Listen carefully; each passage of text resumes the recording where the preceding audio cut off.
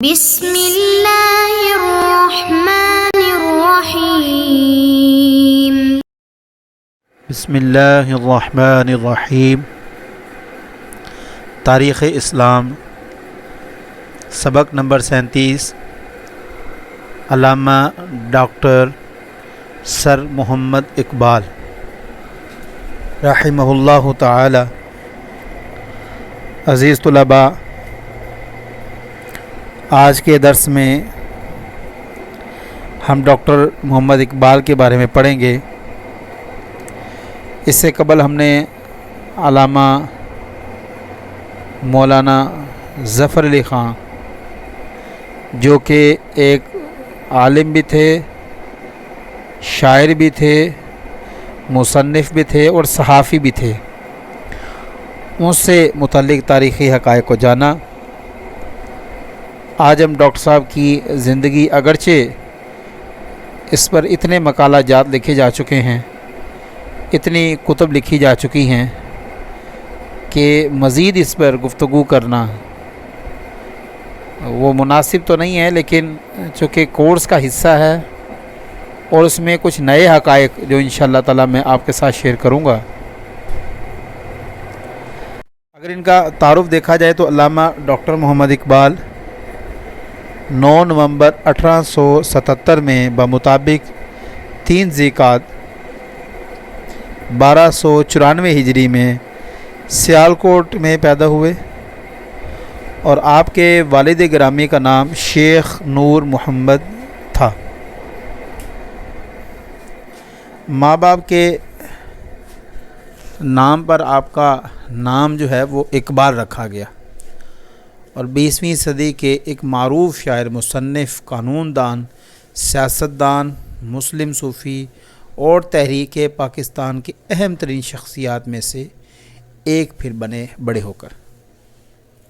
گویا والد اور والدہ نے نام اقبال رکھا، اور اس اقبال کے نام کی بھی بڑی خوبصورت بات ہے۔ انگلستان میں یہ ایک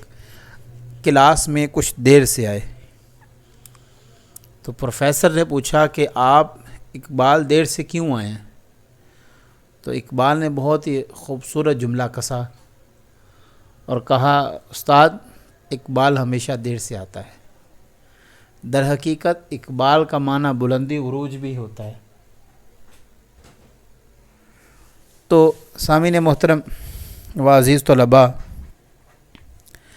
شاعری میں بنیادی رجحان تصوف اور احیاء امت اسلام کی طرف تھا۔ حضرت ڈاکٹر محمد اقبال کی اصل میں شاعری حریت، وحدانیت، رسالت مآب صلی اللہ علیہ وسلم سے متعلق، اور خاص طور پر اس کا جو محور اور مرکز ہے آپ کی شاعری کا، وہ مرد مومن ہے۔ گویا مومن کو، مسلمان کو، وہ انہوں نے اپنی شاعری کے ذریعے اس میں جہاد کی روح پھونکی، اس میں آزادی کی روح پھونکی، اس میں خودداری کی اور خودی کی روح پھونکی۔ علامہ اقبال کو دور جدید کا، قدیم کی اس لیے بات نہیں کر رہے چونکہ یہ مغل سے بعد کی بات ہے، دور جدید کا صوفی بھی سمجھا جاتا ہے، اور اس میں کوئی دو رائے بھی نہیں ہے۔ علامہ ڈاکٹر محمد اقبال کے کئی ایسے واقعات، خاص طور پر جو ان کے بیٹے جاوید اقبال نے نقل کیے ہیں، اور محمد بخش جو ان کا 40 سال تقریباً خادم رہا ہے، اس نے کچھ واقعات نقل کیے ہیں۔ تو ان واقعات سے یہ معلوم ہوتا ہے کہ آپ بہت بڑے بزرگ تھے۔ جس طرح کہ ایک مشہور واقعہ علامہ اقبال کے بیٹے جاوید اقبال، جسٹس جاوید اقبال نے یہ سنایا تھا، اب تو وہ خود بھی فوت ہو گئے ہیں۔ وہ کہتے ہیں کہ والد گرامی یعنی کہ علامہ اقبال اس وقت بیرسٹر سے، آپ وکالت قانون دان بھی تھے، تو وکالت کر رہے تھے۔ اسی دوران لاہور کے ایک نواب نے آپ کو بلایا۔ اس وقت بر صغیر اکٹھا تھا، تو آپ یہاں پر تشریف لایا۔ نواب بہت امیر زیادہ تھا، اس نے کیس کے لیے بلایا آپ کو، تو ایک اچھا خاصا کمرہ تیار کیا۔ نواب نے 2-4 خادم بھی رکھ دیے کہ اگر کسی طرح بھی کوئی ضرورت ہو تو۔ رات گزر گئی، لیکن معلوم ہوا کہ اندر سے کوئی آواز ہی نہیں آئی۔ رات کے آخری پہر جب خدام نے دیکھا کہ اندر سے نہ کوئی پانی کی آواز آئی ہے کہ چلیں پانی پلا دیں، کوئی چائے پلا دیں، کوئی ایسا معاملہ، تو خیر ہو صحیح، علامہ صاحب نے ہمیں بلایا نہیں۔ جب وہ دونوں اندر گئے دیکھا تو اقبال جو ہے اندر موجود نہ تھے۔ یہ اس دور کی بات ہے جب واش روم جو ہوتا تھا بیت الخلاء اور غسل خانہ الگ الگ ہوا کرتے تھے۔ تو علامہ اقبال جو تھا غسل خانہ جہاں پر صرف نہایا جاتا ہے وہاں پر جا کر بیٹھے ہوئے، تو وہ دیکھ کے واپس ہٹ کے آ گئے، اور صبح پھر انہوں نے نواب صاحب کو بتایا۔ نواب صاحب نے ناشتے پر بلایا اور پوچھا کہ اقبال لگتا ہے آپ کو ہمارا بستر پسند نہیں آیا؟ آپ نے فرمایا نہیں، بستر پسند کی بات نہیں ہے، میں لیٹا تھا اس پہ، بڑا نرم تھا، بڑا اچھا تھا، لیکن لیٹتے ساتھ میرے ذہن میں خیال آیا کہ میرے نبی پاک علیہ الصلوۃ والسلام نے اس دنیا میں آرام اس طرح حاصل نہیں کیا۔ آپ کھجور کے ٹہنیوں پر سویا کرتے تھے، پتوں پہ سویا کرتے تھے، اور اقبال تو نرم بستر پہ سو رہا، کل خدا کو اگر تجھ سے پوچھ لے کیا جواب دے گا؟ اور اسی بارے میں وہ پھر اقبال نے شعر بھی لکھا تھا، تو غنی از ہر دو عالم من فقیر۔ تو یہ کیا ہی خوبصورت فکرے آپ نے پھر لکھے۔ تو گویا معلوم ہوتا ہے کہ اقبال جو ہے وہ ایک واقعی صوفی اور بزرگ قسم کے شخصیت ہے۔ اصل میں اقبال کی آباء و اجداد جو ہیں وہ قبول اسلام کے بعد 18ویں صدی کے آخر میں کشمیر سے ہجرت کر کے سیالکوٹ کی محلہ کھیتیاں میں آباد ہوئے، اور ان کے جو آباء و اجداد میں سے بڑے جو تھے وہ ہندو تھے، وہ مسلمان ہوئے، اور اسی طرح پھر ان کی نسل میں سے ایک ایک شخص مسلمان آگے ہوتا تو اقبال تک یہ سلسلہ جب یہ چلا اقبال کے والد گرامی تک، تو یہ پھر کشمیر سے ان کا جو آباء و اجداد تھا گھرانہ وہ ادھر آ گئے۔ اس طرح پھر شیخ نور محمد نے کشمیر کے جو برہمن تھے انہوں کی سپرو جو ہے وہ برہمنوں کی ایک نسل ہے، اس نسل میں سے تھے، تو ہر پش میں سے ایک نہ ایک ایسا ضرور ہوا تھا جس نے فقط دل سے راہ رکھی، اور یہ بھی انہی صاحب دلوں میں سے ایک تھے جنہوں نے اپنا دل لگی اللہ تعالیٰ سے لگا لی۔ یہ بات واضح ہوتی ہے کہ برہمن ہوں، بودھ ہوں یا اس طرح ہندو ہوں، تو ہر کسی میں ایک تصوف کا ایک الگ مزاج ہے، تصوف ہے ضرور لیکن اس کی الگ الگ قسمیں ہیں۔ تو علامہ اقبال کے والد گرامی بھی جو ہیں وہ پھر بڑے بزرگ ٹائپ کے آدمی تھے، پھر اقبال میں بھی وہ آگے، لیکن اقبال کی جو بزرگی تھی، تصوفانہ جو ان کا مزاج تھا، وہ بڑا جدید پائے پہ چلا گیا تھا۔ بزرگوں نے کشمیر چھوڑا تو سیالکوٹ میں آ بسے، اور ان کے والد گرامی شیخ نور محمد جو ان کے والد تھے شیخ محمد رفیق نے محلہ کھٹیاں میں ایک مکان آباد کیا، اور کشمیری جو دھسو کے جو فروخت کا کام جو ہے وہ شروع کر دیا۔ ملا میر حسن اور اقبال۔ ملا میر حسن کے بارے میں آپ کو بتا دوں، یہ علامہ اقبال کے دور سے مراد یہ ہے کہ علامہ اقبال تو اس وقت چھوٹے تھے، لیکن ان کی زندگی میں آپ سے ملاقات ہوئی، پھر آپ نے تربیت بھی کی۔ تو ملا میر حسن بہت پائے کے عالم دین بھی تھے اور ریاضی دان بھی تھے، اور انگریزی علوم پر بھی ان کی بڑی دسترس تھی، اور اس کے بعد جو سب سے بڑا ان کے پاس جو اب میں یہ کہہ سکتا ہوں ہنر تھا یا گن تھا، وہ یہ تھا کہ ملا میر حسن خود بزرگی کے تصوف کے بہت اعلیٰ منصب پر فائز تھے۔ تو شیخ نور محمد چونکہ دیندار آدمی تھے تو بیٹے کو انہوں نے زیادہ دینی تعلیم کی طرف جو ہے وہ رجحان کرنے کو رکھا، عربی پڑھائی، فارسی پڑھائی، دوسری کتب پڑھائی،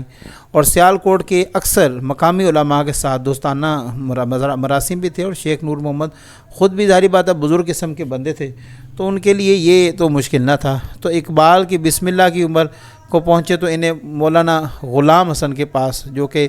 امام مسجد بھی تھے، تو انہی کے پاس بھیجا کہ آپ ابتدائی تعلیم ان سے حاصل کریں۔ تو شہر کے ایک نامور عالم دین اور بزرگ مولانا سید میر حسن ادھر آ نکلے، اور انہوں نے ایک دفعہ اقبال کو بیٹھے ہوئے دیکھا، اور اقبال کے جب چہرے کو دیکھا تو تصوفانہ نگاہ سے دیکھا، جب دیکھا تو بڑا گہرا اثر پڑا۔ تو آپ نے کہا یہ جو بچہ ہے نا یہ کوئی عام بچہ نہیں ہے، تو وہ پہچان گئے کہ یہ ایک اعلیٰ منصب پر فائز ہونے والا بچہ ہے۔ یہ اسی طرح ہے کہ جیسے حضرت یعقوب علیہ الصلوۃ والسلام نے بچپن میں حضرت یوسف کو پہچان لیا تھا اور کہا تھا کہ جو ہے مجھے تیری بڑی فکر لاحق ہوتی ہے، پھر جب وہ خواب آ گیا تو اس کے بعد تو حضرت یعقوب بہت زیادہ ہی پریشان ہونے لگ پڑے، اور آپ نے بارہا کہا کہ تم اس کا ذکر کسی سے نہ کرنا۔ تو اسی طرح ملا میر حسن نے یا مولانا سید میر حسن نے جب اقبال کو دیکھا تو پہچان لیا فوراً، اور پھر آپ نے جو ہے وہ شیخ نور محمد سے بات کی اور ان سے کہا کہ اس کو بچے کو نہ ضائع نہیں کرنا، گویا صرف دینی تعلیم نہیں دینا بلکہ دنیاوی تعلیم بھی دینا، اس کو دونوں معاملات میں آگے لے کے چلنا۔ تو شیخ نور محمد چونکہ آپس میں اور مولانا سید میر آپس میں بڑے گہرے دوست تھے، ان کی آپس میں بڑا اچھا تھا ان کا، معاملہ، کبھی یہ ادھر رہ جاتے تھے کبھی وہ ادھر رہ جاتے تھے، تو اکثر جو ہے وقت وہ آپ کافی زیادہ ساتھ گزارتے تھے۔ تو انہوں نے کہا آپ یوں کریں کہ یہ اقبال کو مجھے سونپ دیں۔ تو جدید تعلیم کے لیے اسکاش مشن اسکول یہ وہی ہے جس میں مولانا ظفر علی خان بھی جاتے رہے، داخل کروایا، اور ساتھ ساتھ علم ریاضیات، فلسفہ، تاریخ، عربی، فارسی، شاعری اور تصوف کے تعلیم جو ہے وہ خود ملا میر حسن دیتے رہے۔ مولانا سید میر حسن جو ہے وہ خود بھی بڑے پائے کے عالم بھی تھے، بزرگ بھی تھے، تو وہ دونوں علوم ساتھ دیتے رہے، اور ساتھ ساتھ جو ہے نا وہ اسکول کی تعلیم بھی جاری رکھوائی۔ تو اسکول کی تعلیم کے بعد ظاہری بات ہے وہ ایک مقام تک پہنچے، تو 8ویں پھر آپ نے وہیں سے پاس کی۔ اس کے بعد سید کے حوالے سے، چونکہ جو سید میر حسن ہیں وہ سید کے بڑے قائل تھے اور بڑا مانتے تھے، اور علی گڑھ کی تحریک کے حوالے سے مسلمانوں کے لیے خاص جو ہے نا انہیں بڑا مفید سمجھتے تھے۔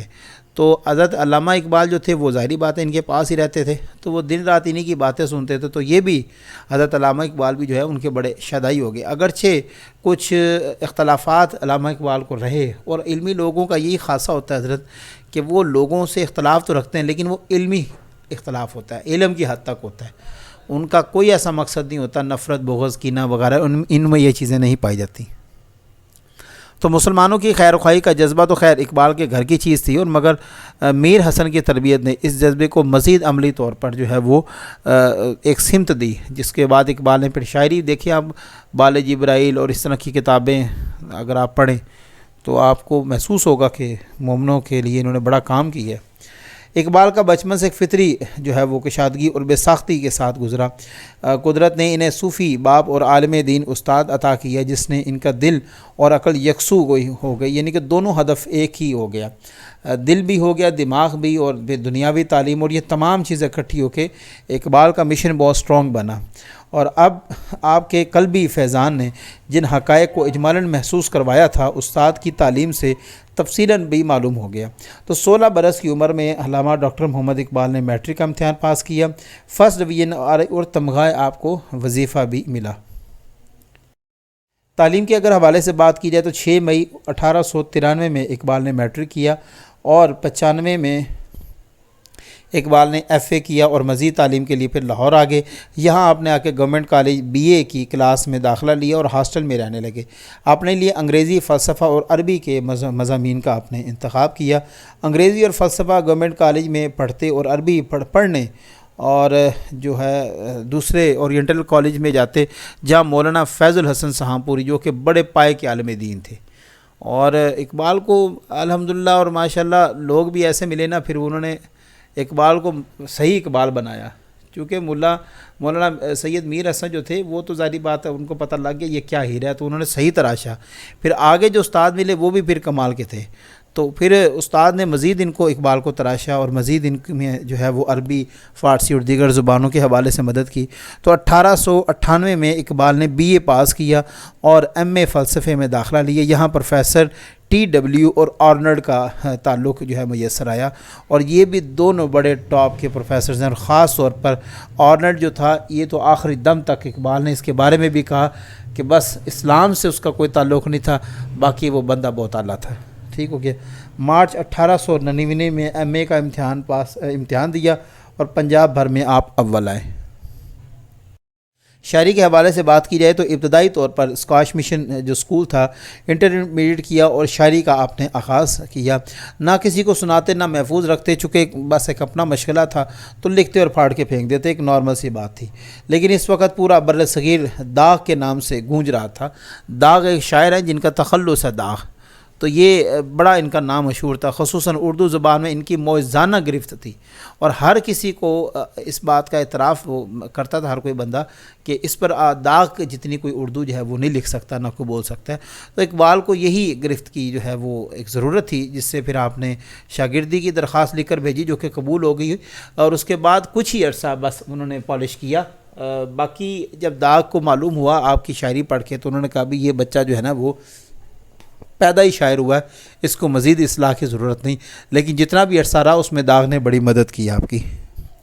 داغ اپنی بے مثال بصیرت سے بھانپ گئے تھے کہ اس ہیرے کو تراشا نہیں جا سکتا، یہ کہیں اور کا یہ نہیں کہہ کر فارغ کر دیا، اور اصلاح کی گنجائش نہ ہونے کے برابر ہے۔ گویا آپ کو پتہ لگ گیا کہ یہ جو شخص ہے بہت ہی ایک اعلیٰ منصب پر جانے والا ہے۔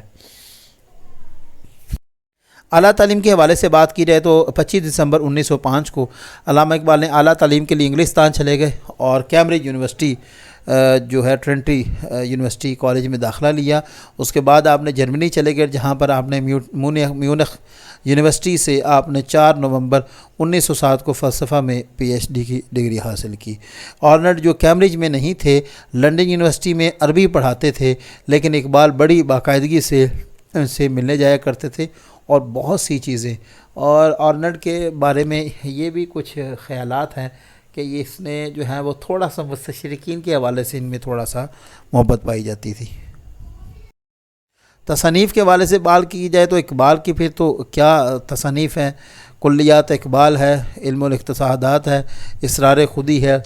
رموز بے خودی ہے، پیام مشرق ہے، زبور عجم ہے، جاوید نامہ ہے، مسافر ہے۔ یہ تمام کتب یہاں پر درج ہیں، جس میں بال جبرائیل جیسی کتب بھی شامل ہے اور ان کے ساتھ تواریخ بھی شامل ہے۔ تو 21 اپریل 1938 بمطابق 20 صفر المصفر اور 1757 کو فجر کے وقت اپنے گھر جاوید منزل میں طویل علالت کے باعث خالق حقیقی سے جا ملے اور ان کو لاہور کی بادشاہی مسجد کے پہلو میں، جو کہ ہر کوئی شخص جانتا ہے۔ لیکن محمد بخش کہتا ہے کہ اقبال میں ایک ایسا در تھا، وہ ایسا ایک اللہ کا نیک بندہ تھا کہ جب بھی وہ شعر لکھا کرتے تھے تو اس سے پہلے مجھے قرآن پاک منگوایا کرتے تھے، اس کو پڑھتے تھے، پھر اس کے بعد پڑھنے کے بعد زاروں قطار رونے لگ پڑتے تھے، آنسو گرتے تھے قرآن پاک کے اوپر، ان کا قرآن پاک آنسو سے پھول چکا تھا، اور پھر جب وہ شعر لکھتے تھے پھر اس کو بار بار پڑھتے رہتے تھے۔ اقبال کی طبیعت جو ہے وہ بہت ہی سادہ تھی، بہت سادہ آپ کا رہن سہن اٹھنا بیٹھنا تھا۔ محمد بخش آپ کا خادم تھا، وہ کہتے کہ اقبال بہت جلدی سو جاتے تھے اور پھر تہجد کے وقت اٹھتے تھے، اس کے بعد پھر تہجد ادا کرتے تھے، ادا کرنے کے بعد پھر وہ اپنے پلنگ پہ آ جاتے تھے، میں اوکا ان کو گرم کر کے دیتا تھا، 2-4 دفعہ اوکا لگاتے تھے، بس پھر ہلکی سی آنکھ لگا کے تو پھر وہ کچھ دیر آرام کرتے تھے، کوئی نہ کوئی شعر گنگناتے رہتے تھے۔ تو بڑی صوفیانہ اور عاجزانہ طبیعت کے مالک، حالانکہ اگر آپ یہ دیکھیں پی ایچ ڈی کے بعد انسان میں تو خاص قسم کی ایک اکڑ، تکبر و غرور آ جاتا ہے۔ ظاہری بات ہے، سوسائٹی میں ہم رہتے ہیں تو ہم ایسے کئی لوگوں کو دیکھتے ہیں جو پی ایچ ڈی کرنے کے بعد وہ کسی کو انسان نہیں سمجھتے، لیکن اقبال ایسی اعلیٰ ڈگریز حاصل کرنے کے بعد بھی اس قدر خاک سر طبیعت کا مالک تھا۔ خلاصہ سبق کے حوالے سے دیکھا جائے تو حضرت علامہ ڈاکٹر محمد اقبال ایک شخص یا شخصیت کا نام نہیں بلکہ ایک مکمل ادارے کا نام ہے، جس میں ہر شخص کو اپنے متعلق ہر چیز ملے گی جو اسے چاہیے۔ علامہ اقبال کی شاعری مسلم امت میں ایک نئی روح پھونکنے میں کام آئی، اور آج بھی لوگ ان کے شعر پڑھتے ہیں اور جوش اور ولولہ ان کا پھر بلند ہو جاتا ہے۔ علامہ ڈاکٹر محمد اقبال نے اپنی تمام تر زندگی دین اسلام، علم اور تصوف کے حوالے سے گزاری۔ ان کی اللہ تعالیٰ کاوشوں کو قبول فرمائے اور ان کو جنت الفردوس میں اعلیٰ مقام عطا فرمائے۔ عزیز طلباء، ہمارا یہاں پر درس مکمل ہوتا ہے، انشاءاللہ تعالیٰ اگلے درس کے ساتھ ملیں گے، تب تک کے اجازت دیجیے، اللہ حافظ۔